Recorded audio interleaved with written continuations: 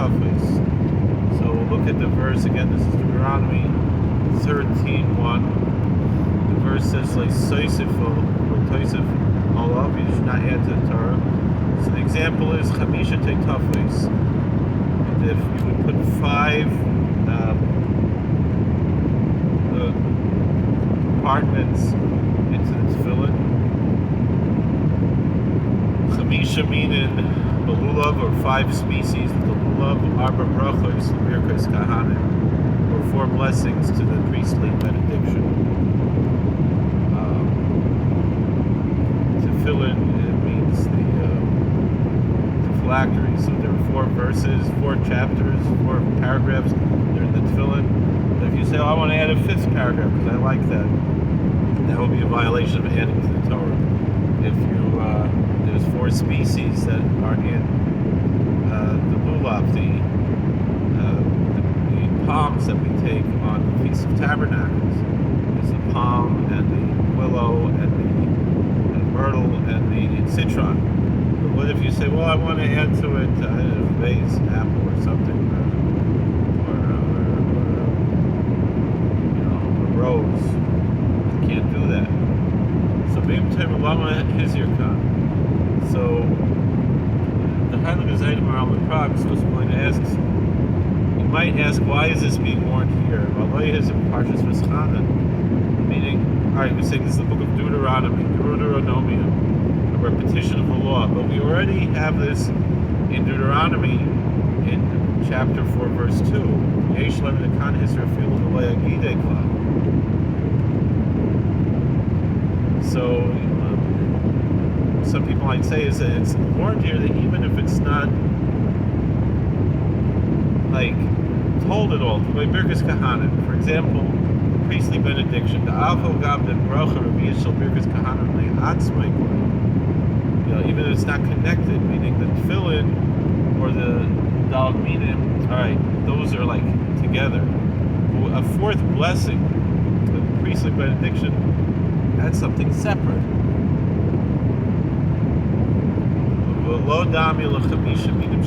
That's not similar to 5 species in the lulav. Parshas Mitzvillin, or to 5 paragraphs in the phylacteries. The Hasim came into Agi that because there it's connected, it's bound together.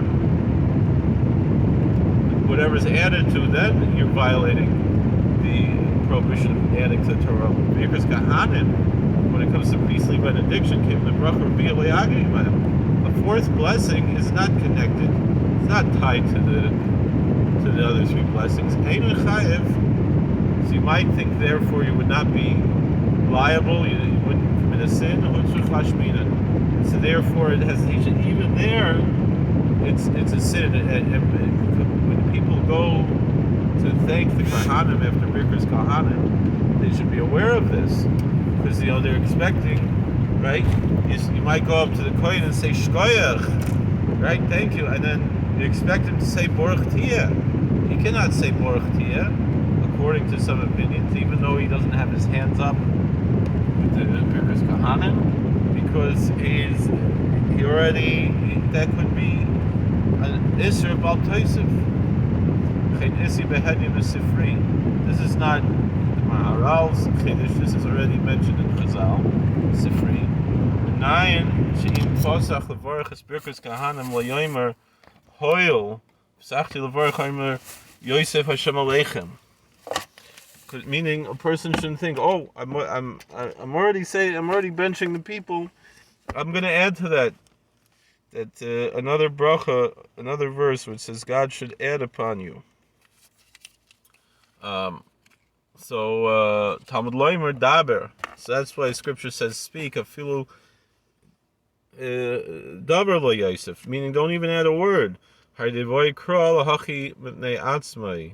needs a scripture that's by itself. A hainu timer shum the habrocha in Dibur. Even though this benediction is only words, I know how good benem. It's not tied to the other words. So that's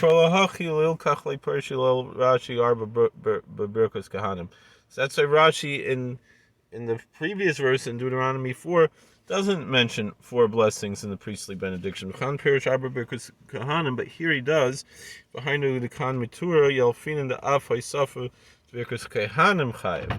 So this comes to teach us that even if one adds the priestly benediction, he is liable. But the la'el, and this is what we see above, sham perish hate tzitzis. That there it mentions, what if one had 5 tzitzis, which technically you could have. Usually you bring a permission, you bring a proof from 3 things. So in that, there Rashi mentions a 5th 5 tzitzis. You shouldn't add to it, and you shouldn't take away from it.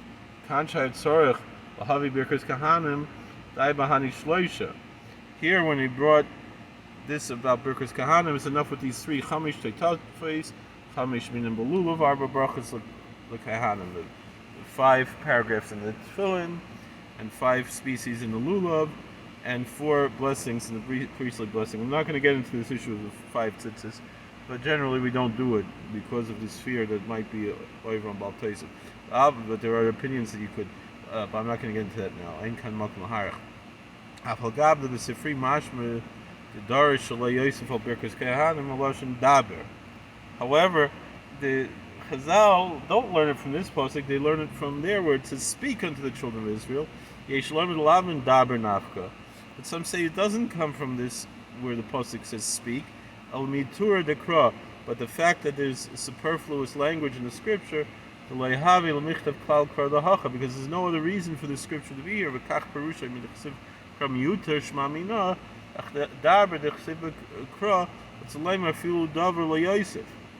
That meaning, but it's not learning out from 2 different things. It's combining these 2 verses, meaning the yitter, the superfluous nature is here, and the specific homily is over there in Numbers. That you can't even add a word. Going birkas kahanim, and say like the priestly blessing, you don't add a 4th blessing. And also it seems that we only learn this out really specifically from this verse and not any other. I would like to learn this next one, but I want to go to the mikveh, so maybe another time. Thank you for watching. God bless. Please like, share, and subscribe. Comment.